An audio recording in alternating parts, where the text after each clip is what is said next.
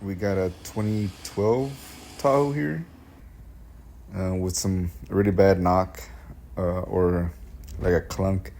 And here, I mean, I lowered the audio so you can't really hear it, but you basically just give it some acceleration, some gas, and you can feel the knock. And here is a visual representation. It moves a lot. So we're going to be doing the driver's side motor mount, which is right there, driver's side. And let's get all up in there. There's going to be 3 15s. And we're going to be using a really long extension here with a 3/8 to 1/2 inch conversion type deal. So I could use my little stubby. That's a swivel socket, impact swivel socket, and impact 15. That's a semi-deep, but I'm pretty sure you can get away with using just a regular one. Here I'm showing you how it's going to work.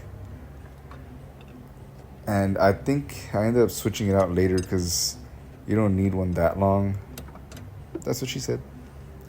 But it's that one's a little bit too long eventually. Like my stubby, it just didn't work. So I ended up using that one only for like one of the bolts, and the other ones I switched to a much shorter one to have the impact a little bit further in the engine bay, and it just worked out better that way.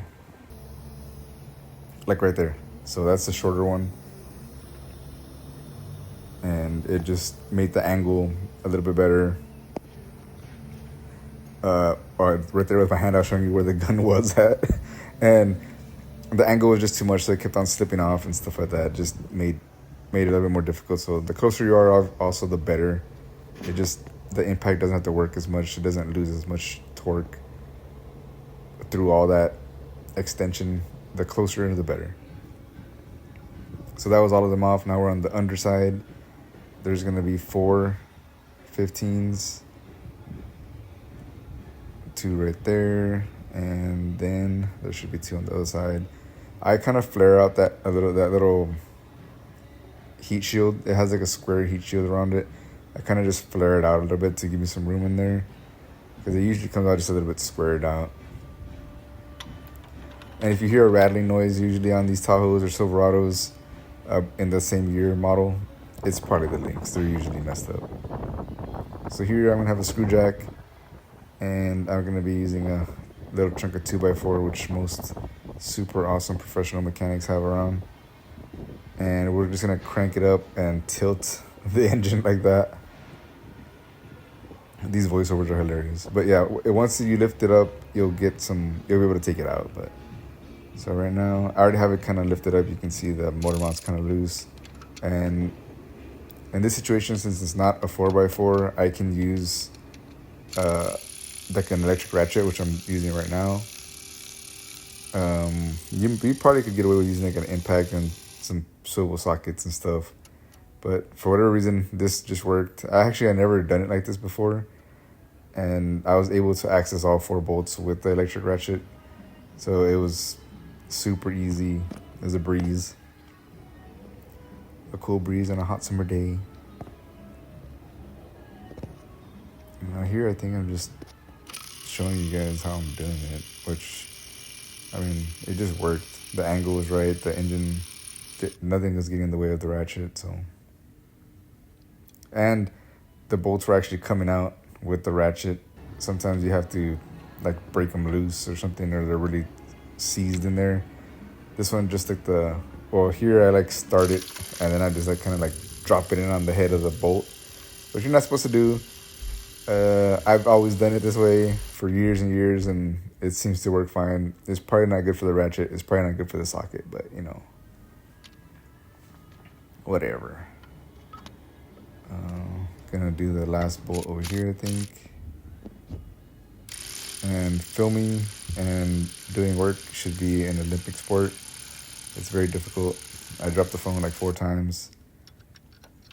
I also had to I didn't redo any of the scenes, but I had to stop the recording because I dropped the phone or it looked dumb or something. But wait, what did I say earlier? I forgot. Anyway, I disconnected the little knock sensor just because I don't want to break it or accidentally knock it loose and crack something. So or yank on it, and it comes out just like that. Pretty easy. Like I said, it's not a 4x4 version. This is the easier ones to do. If you do the 4x4 ones, it's a little bit more of a headache. Okay, I'm adjusting my lights, and then it just comes out easy peasy.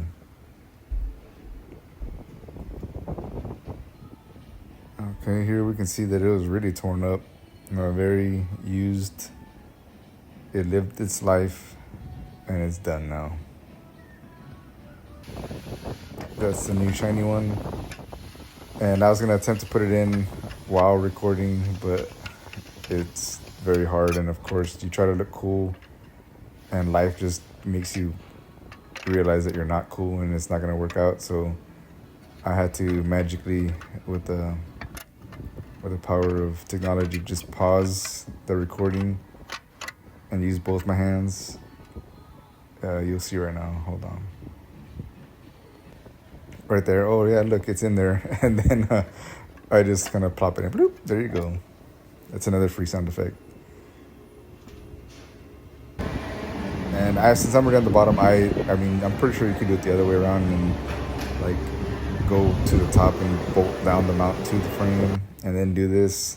I just do it like this. I just do, since I'm already down there, bolt up the mount to the block, the engine block, get it all tight.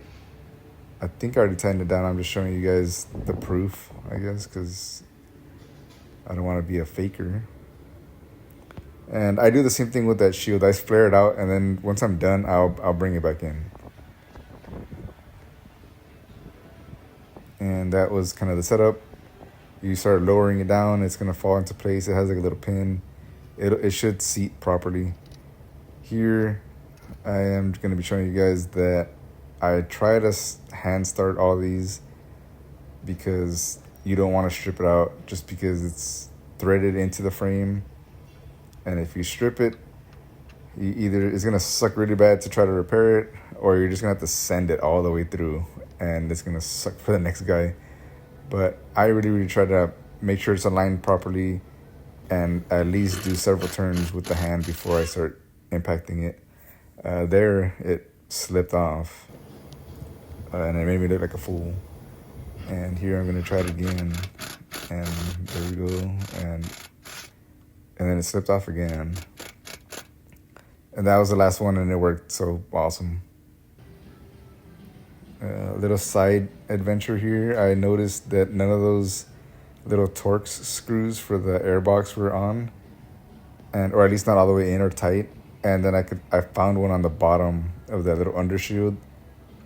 Surprisingly, it was still there because I drove the truck and I kind of was giving it some revs to hear that knocking.